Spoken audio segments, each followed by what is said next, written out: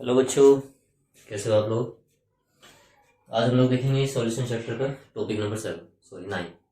इससे पहले already 8 lecture हो चुके हैं, तो उसमें हम लोगों ने राउल्ट के लॉ को डिस्कस कर लिया है, हेनरी का लॉ हो गया है और कॉन्सेंट्रेशन के कुछ टर्म्स भी देख लिए हैं। साथ में कुछ न्यूमेरिकल प्रॉब्लम्स होती है वो भी हम सोल्व कर चुके हैं। तो इससे पहले हम लोगों ने देखा था RLVP, relative lowering in vapour pressure, जो कि एक तरह का अणुसंख्यक गुणधर्म होता है।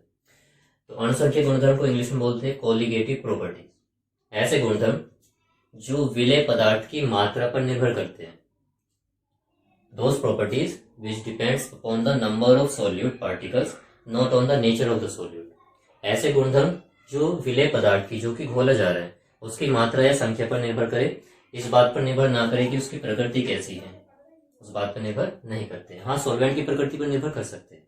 ओके, चलिए तो आज इनके बारे में डिस्कस करेंगे। कोलिगेटिव प्रॉपर्टीज क्या है? वे प्रॉपर्टीज जो कि वो सॉल्यूट के पार्टिकल्स के नंबर पर डिपेंड करती है। जितने ज्यादा नंबर उतनी ज्यादा कोलिगेटिव प्रॉपर्टी। तो ये 4 तरह की प्रॉपर्टीज होती है जो कि हमारे सिलेबस में। पहला जो भी हमने पीछे देखा है, relative lowering in vapour pressure. Hindi में इसको बोलते हैं वाष्प दाब। वाष्प दाब में आपेक्षिक अवनमन। वाष्प दाब में आपेक्षिक अवनमन। इसका फॉर्मूला देखा था हमने पिछले टाइम, तो क्या था? Delta P upon A naught is equal to X of solute. ये फॉर्मूला था कि RLVP जो होता है वो विलेय पदार्थ के मोल फ्रैक्शन के बराबर होता है। सेकंड हम देखेंगे अब elevation in boiling point. Elevation in boiling point, boiling point, और हिंदी में इसको बोलेंगे क्वथनांक में उन्नयन। क्वथनांक में उन्नयन। फिर थर्ड हम डिस्कस करेंगे इसमें depression in freezing point. Depression in freezing point. Depression in freezing point, Hindi में इसको बोलते हैं हिमांक में अवनमन। हिमांक में अवनमन। और चौथी प्रॉपर्टी जो हम लास्ट में डिस्कस करेंगे, osmotic pressure. Osmotic pressure, Hindi में इसको बोलेंगे परासरण दाब।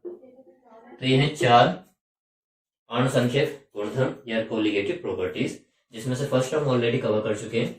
तो आज के लेक्चर में हम लोग कवर करने की कोशिश करेंगे बाकी की 3, elevation in boiling point, depression in freezing point और ऑस्मोटिक प्रेशर, परासरण दाब। तो चलिए सबसे पहले देखते हैं एलिवेशन इन बॉइलिंग पॉइंट क्या होता है। तो जैसे नाम से पता चल रहा है, एलिवेशन मीन्स होता है बढ़ जाना या वृद्धि हो जाना।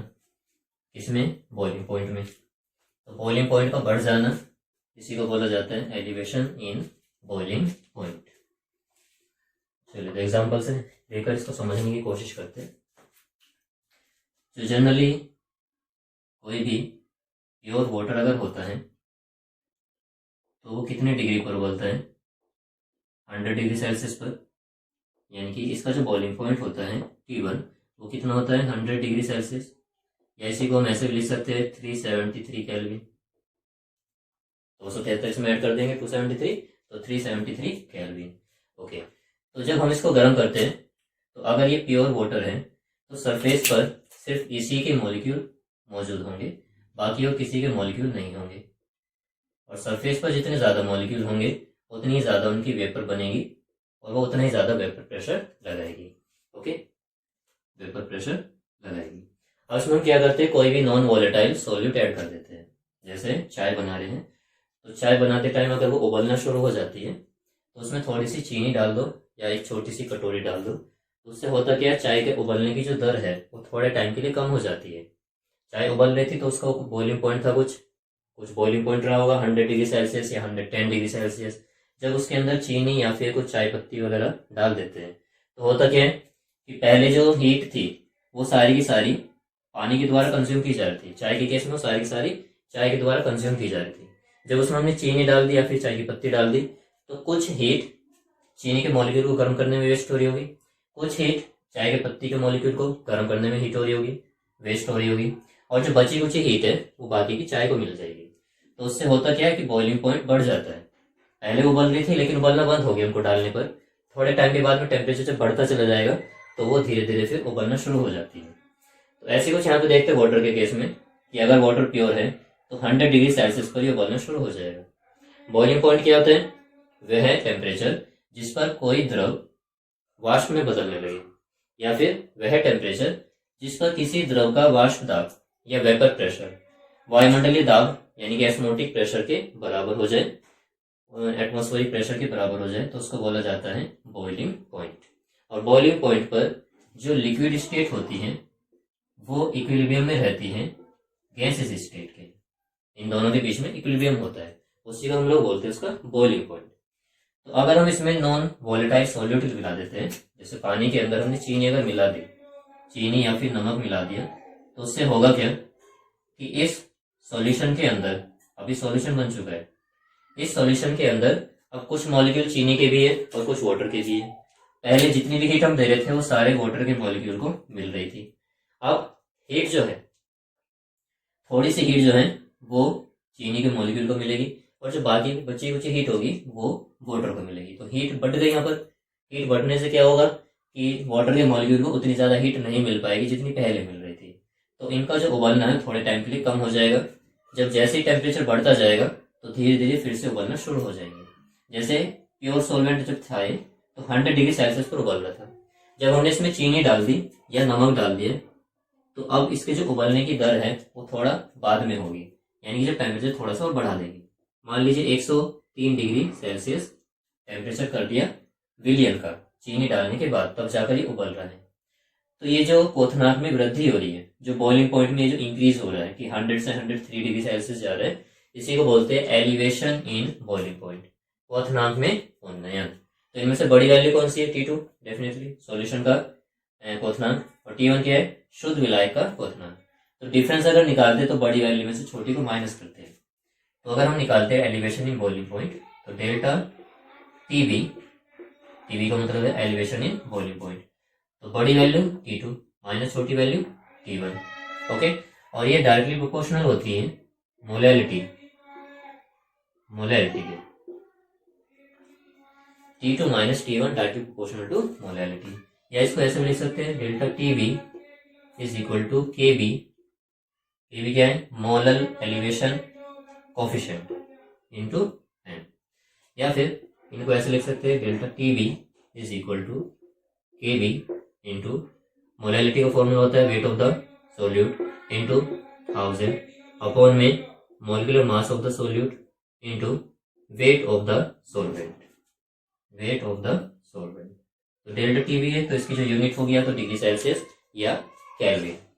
केबी अगर निकालना चाहते हैं तो इसको ऐसे भी लिख सकते हैं कि केबी इज इक्वल टू, इसको इधर ले जाते हैं तो delta T B into capital M into capital W upon में केबी इंटू, सॉरी केबी हमें निकालना है तो ऊपर क्या बचा हमारे पास, नीचे स्मॉल डब्ल्यू इंटू 1000।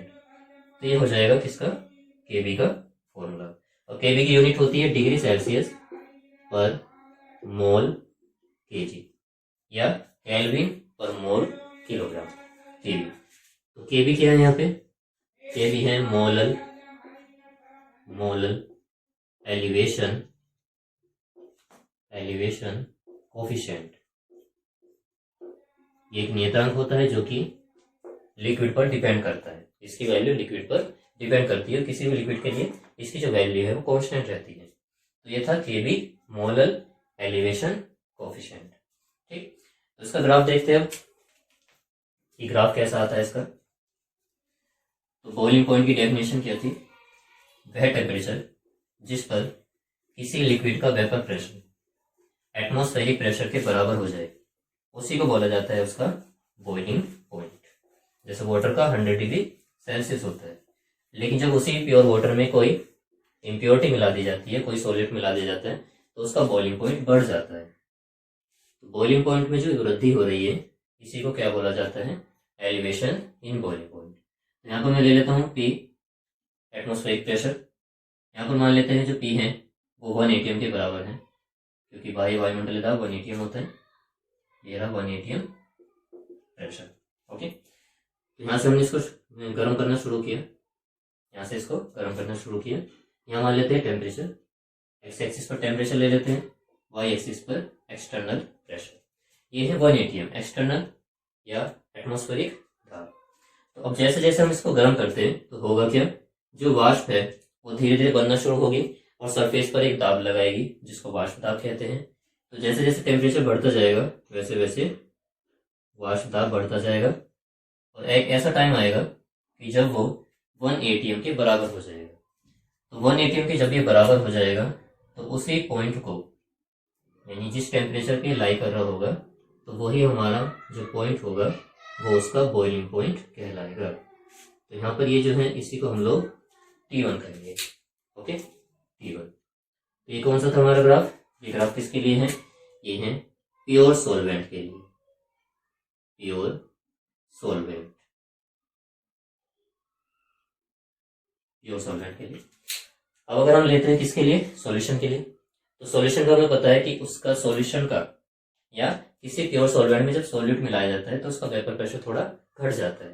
तो अगर हमें प्योर सॉल्वेंट की लाइन यहाँ पर मिलती है तो जो हमारा सॉल्यूशन होगा उसकी लाइन से थोड़ा सा नीचे होगी। मान लीजिए यहाँ पर लाइन आ रही है, ये वाली लाइन, इसका भी तो गर्म करेंगे तो धीरे धीरे इसकी वेपर बनेगी, वेपर बनेगी बनेगी बनेगी और ये 1 atm पर जाकर आपस में मिल जाएंगे। ओके, थोड़ा सा इसको ठीक कर लेते हैं।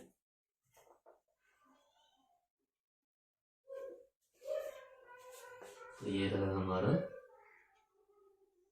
ग्राफ। तो ये है हमारा पॉइंट, ये है दूसरा वाला पॉइंट जो कि किसके लिए है? सॉल्यूशन के लिए। तो ऊपर किसका था हमारा? सॉल्वेंट का, सॉल्वेंट, और ये किसके लिए है? सॉल्यूशन के लिए, क्योंकि सॉल्यूशन का वेपर प्रेशर सॉल्वेंट से कम ही रहना है। तो यहाँ पर हमें दूसरी लाइन मिल गई, इसको नीचे की तरफ मिला देते हैं। ये एक्स एक्सिस को जिस पॉइंट पर इंटरसेक्ट करेगी वो हमारा हो जाएगा T2। तो T2 क्या है? Boiling point of the solution. T1 क्या है? Boiling point of the solvent. इनके बीच में जो गैप आ रहा है ये, इसी को हम लोग बोलते हैं delta TB, elevation in boiling point. तो ये होगा इसका graph. Okay, elevation in boiling point का। चलिए अब देखते हैं depression in freezing point, depression in freezing point. Freezing point की डेफिनेशन देखेंगे पहले। फ्रीजिंग पॉइंट क्या है?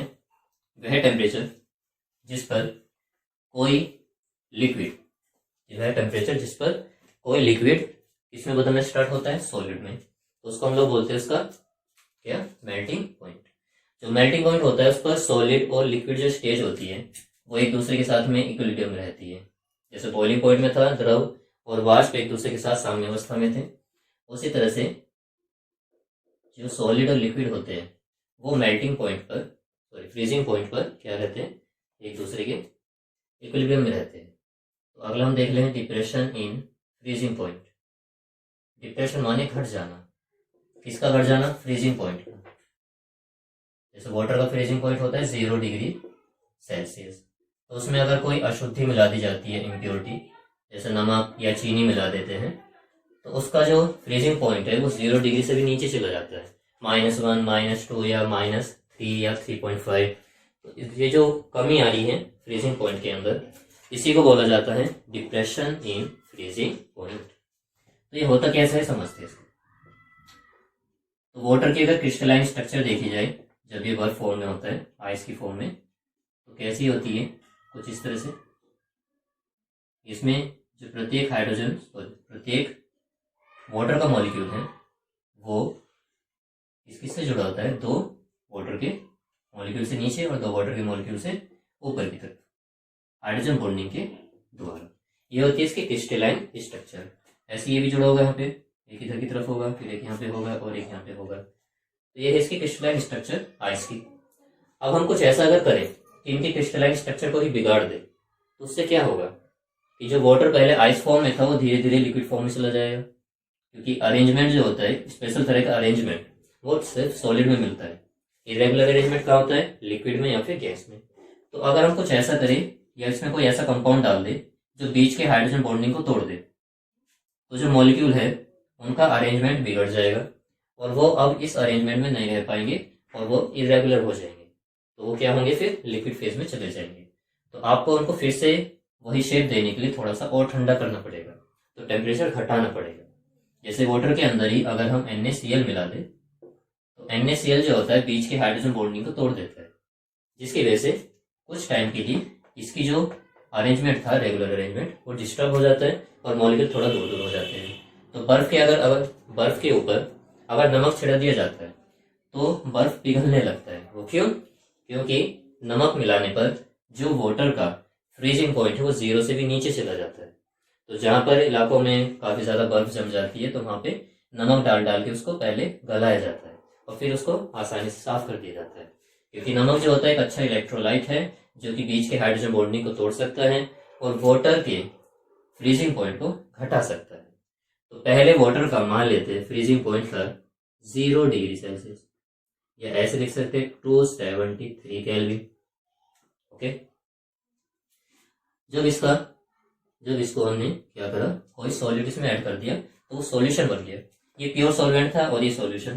तो अब वो टेम्परेचर मान लो घटकर -1.5 डिग्री सेल्सियस हो गया, तो टेम्परेचर घट गया। ओके, तो इनमें से बड़ी वैल्यू कौन सी है? T1 definitely. छोटी कौन सी है? T2। तो हम यहाँ पे लिखेंगे डेल्टा TF। ये क्या है?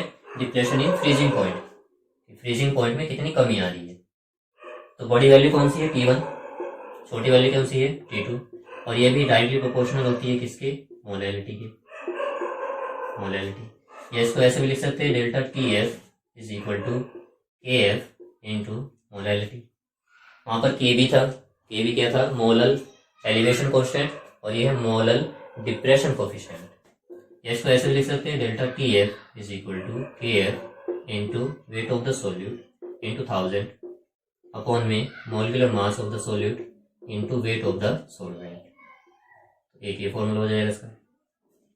या फिर KF अगर निकालना है यहाँ से तो KF is equal to delta TF into molecular weight into capital W upon small w into 1000। एक ये फॉर्मूला KF के लिए आ गया। KF क्या है हमारा? KF है मोलल